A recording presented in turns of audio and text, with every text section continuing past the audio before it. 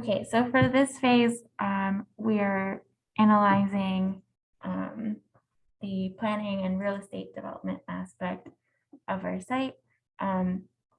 OBO as an organization has kind of strategies set in place in which the department kind of oversees and implements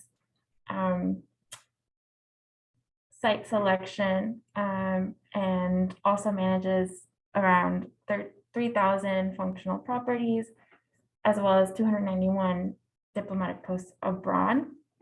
In terms of acquisitions, they analyze the sale of land based on diplomatic facilities, residential properties, and other real estate kind of requirements across the globe. This department is also in charge of the fund that kind of details all the planning, the design, the construction of the embassies and the consulates worldwide. And obviously taking into consideration within each site factors of security, representation, and access to government ministries and resources, as well as understanding the parameters of how to house staff, how to tap into existing infrastructure and local amenities. So the OBO also takes into account when choosing a site, kind of the embassy effect, and it's this overlap of factors of where the economic, the social, and the environmental meet, and what consequences or what results or what effects that will have in the existing city structure. So overall, the idea is to have an optimization of all three.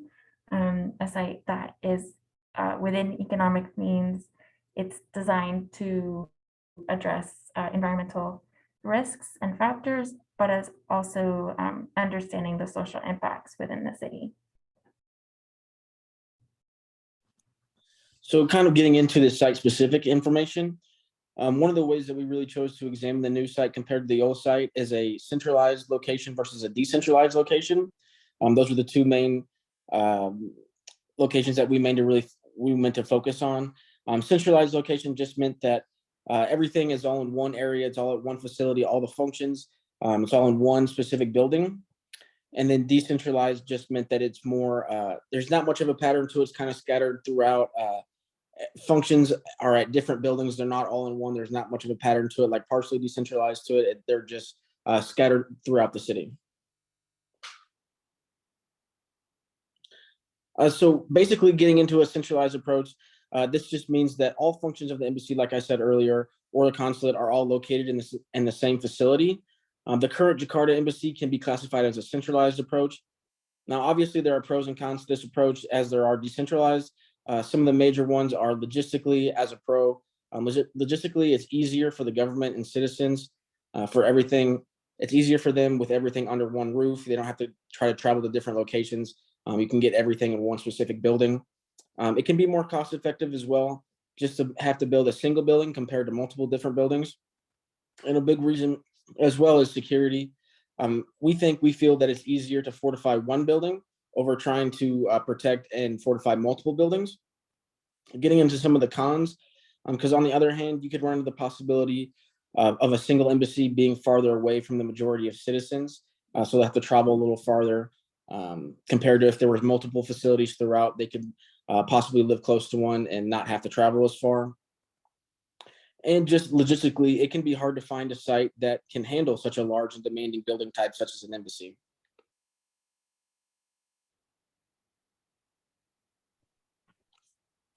So with the decentralized approach, this one within relation to the OBO, this is where all the government facilities will be separate and spread out within the city that it's located in. And with those pros and cons, the pros of that, I get the OBO the opportunity to establish presence in the ambassador cluster and a smaller urban presence with consultants. but it also gives the opportunity to acquire land at smaller prices, and it splits the functions amongst the facilities. However, some of the cons is that it could duplicate the working departments when it comes to HR and the employees and so forth, which then can become very expensive. In addition to that, it can have conflicts amongst higher levels of leaders depending on where these facilities are located. And then it makes the implementation of uniform organization policies more challenging when it's decentralized.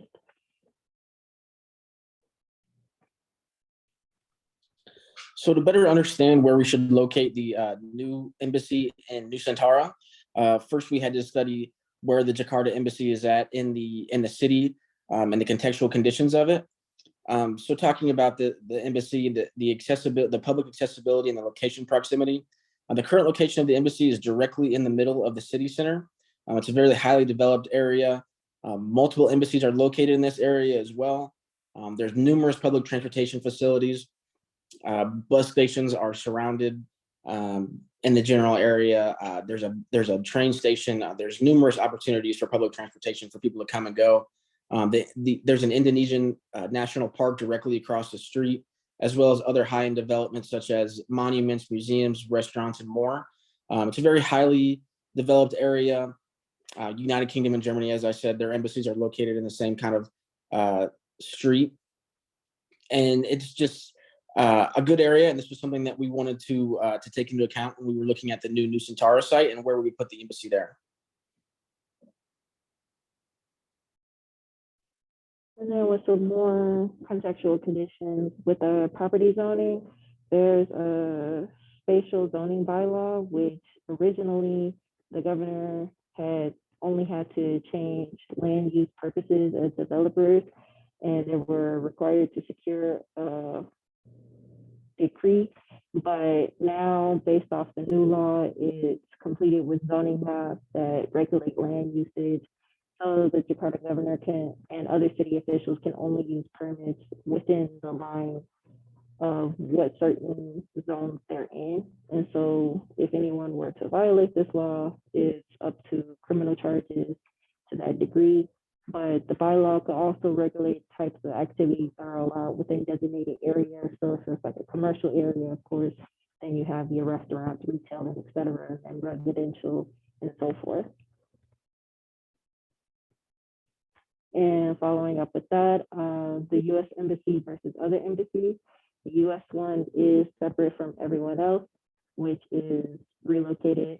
And so that embassy is in an area with less families in slum areas, which means the security of the embassy would encounter less crime.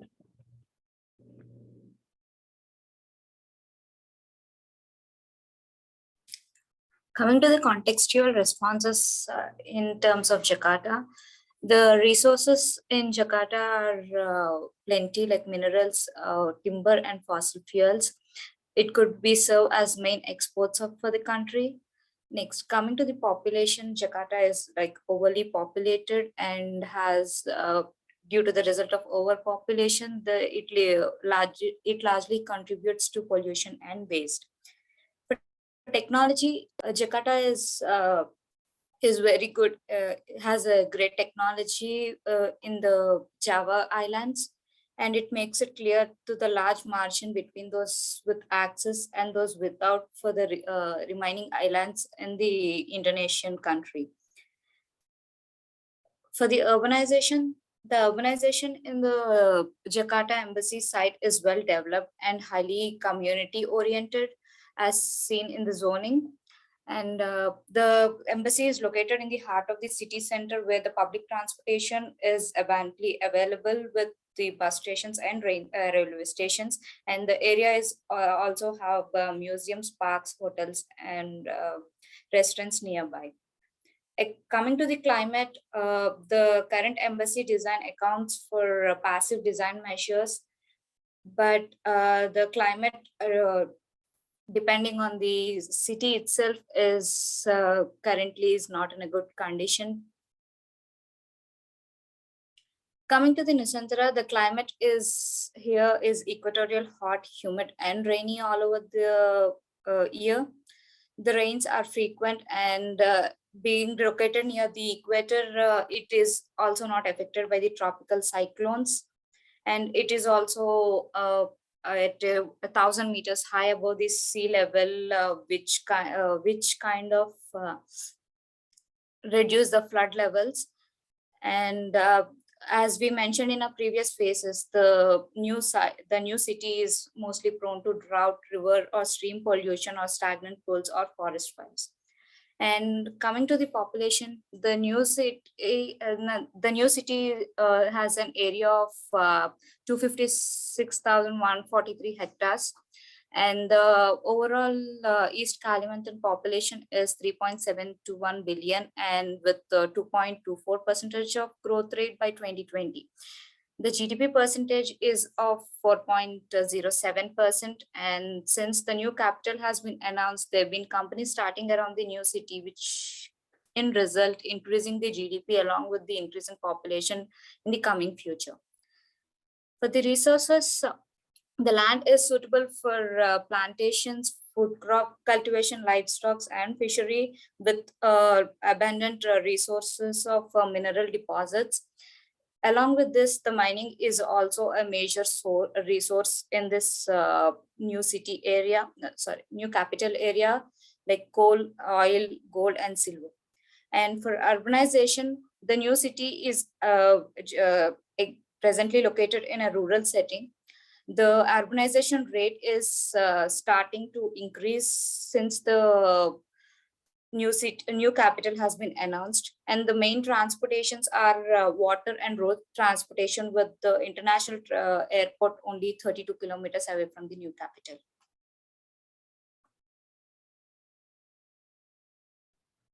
So there are several factors that we need to consider while we're talking about the new site Nusantara.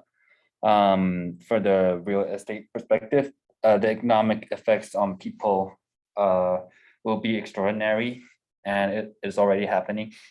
For example, the province that they're planning to build their new capital, Sepaku, the real estate around the main road already increased, the value already increased significantly. And while we're having the debates of centralized and decentralized embassies, it would be a reasonable assume that within the new capital, the price would also raise in real estate. So it might make some difference while we're trying to decide which form should we build our embassy. And also from the resources perspective, water is a relatively bigger issue in the new site. So there's a reservoir was constructed in Nusantara, and it's only about 25 kilometers away from the new presidential palace will be built. And also from the security and population perspective, besides the scientific reasons, there was a rumor that during 2016 there are riots happening in Jakarta. So for the new capital, it might more focus on the security within the government's area.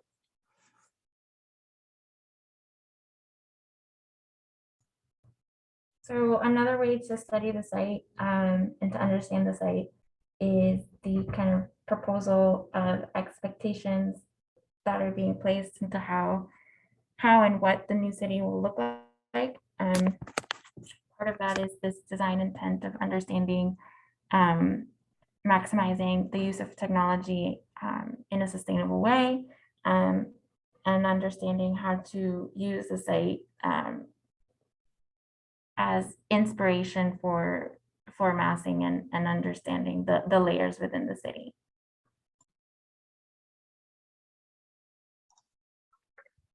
And then when looking at proposed sites for the new city, because we are dealing with a capital that has yet to be built, we are making assumptions. The proposed site is meant to have these different sections, each one dedicated to a different type of a building that would be found there. So when we're looking at the proposed site A with the specific different zonings, if we were to go ahead and pick a site based on these criteria, it would have limited public transportation, easy wayfinding, limited connections to population and cultural identity, and strong diplomatic security. And this would be all as a result of keeping all governmental buildings in one section of the new city.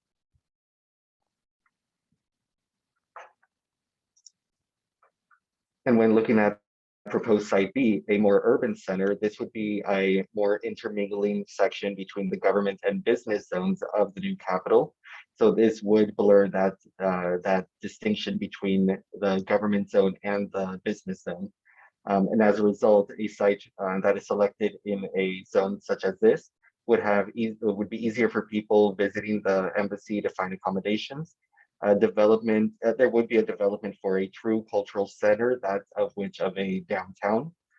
May be harder to secure due to more general foot traffic around the areas, and embassies may be further spread apart as a result. But overall, as a group, we did decide this would be the better option when selecting a site at the new capital.